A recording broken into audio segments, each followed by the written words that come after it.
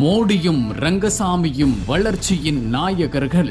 40 வருட பிரச்சனை காரைக்காலில் நடக்க போகும் அதிசயம். புதுச்சேரி மாநில சட்டமன்ற தேர்தல் மீண்டும் பரபரப்பை நோக்கி நகர்ந்துள்ளது. புதுச்சேரி மாநிலம் காரைக்கால் தெற்கு சட்டமன்ற தொகுதியில் திமுக சார்பில் நாசிம் சிட்டிங் எம்எல்ஏ மீண்டும் போட்டியிடுகிறார். தாவேக சார்பாக முன்னாள் எம்எல்ஏ அசானா களமிறங்குகிறார். இந்த தொகுதியில் பாஜக சார்பாக அருள்முருகன் போட்டியிடுகிறார். இந்த சட்டமன்ற தொகுதியில் பாஜக வேட்பாளர் அருள்முருகன் மக்களிடம் கவனம் பெற்று வருகிறார். பாஜகவை சேர்ந்த அருள்முருகன் தீவிரமான RSS பற்று கொண்டவர். RSS பேரணி நடத்துவதில் காரைக்காலில் முதலில் நிற்பவர் அருள்முருகன். 30,000 வாக்குகள் மட்டும் உள்ள இந்த தொகுதியில் எதிர்க்கட்சிகள் எல்லா வாக்குகளையும் பெற பணப்பட்டுவாடா பரிசு பொருட்கள் செய்து வரும் நிலையில் எளிய மனிதனாக அருள்முருகன் அமைதியான முறையில் பிரச்சாரத்தை முன்னெடுத்து வருகிறார். அந்த வகையில் காரைக்கால் தெற்கு சட்டமன்றத்தில் சுமார் 40 ஆண்டுகளாக கால்வாய் பிரச்சனை தீராத ஒன்றாக இருக்கும் நிலையில் அருள்முருகன் இந்த முறை களத்தில் எந்த ஒரு வாகன பிரச்சாரமும் இல்லாமல்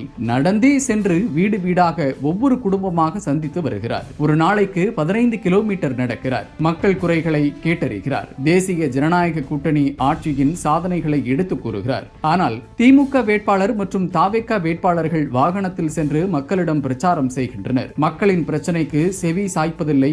இந்த இடத்தில்தான் அருள்முருகன் நேரடியாக மக்களிடம் சென்று பிரச்சனைகளை கேட்டு வெற்றி பெற்றவுடன் செய்து தருவதாக உத்தரவாதம் அளித்து வாக்கு சேகரித்து வருகிறார். மேலும் ஆன்மீக தலமான காரைக்காலில் கோவில் சரியாக பராமரிப்பு இல்லாமல் பல கோவில்கள் உள்ளது. இந்த திமுக மற்றும் காங்கிரஸ் எம்எல்ஏக்கள் மூலமாக இதெல்லாம் மாற்ற கட்டாயம் ஆட்சி மாற்றம் வேண்டும். சுமார் 10,000 இஸ்லாமியர்கள் உள்ள இந்த தொகுதியில் சிட்டிங் எம்எல்ஏ நாசிம் போன்றவர்கள் ஒன்றையும் செய்து கொடுக்காமல் உள்ளனர். இதனால் இஸ்லாமியர்களே திமுக கூட்டணி வேட்பாளர்களை வெறுக்க தொடங்கியுள்ளனர் என்றும் மத்தியில் மோடியும் மாநிலத்தில் ரங்கசாமியும் இருப்பதால் மாநிலத்தின் வளர்ச்சி அதிகரிக்கும். அதற்கான நாள் தொலைவில் இல்லை. மீண்டும் மக்களுக்கு நல்லாட்சி கொடுக்கப்படும். காரைக்கால் தொகுதியில் இந்த முறை மக்களின் வளர்ச்சி அதிகரிக்கும் என அருள்முருகன் தெரிவித்துள்ளார். மக்களை நம்பி மட்டுமே அருள்முருகன் தைரியமாக முன்னோக்கி சென்று பிரச்சாரம் செய்து வருகிறார்.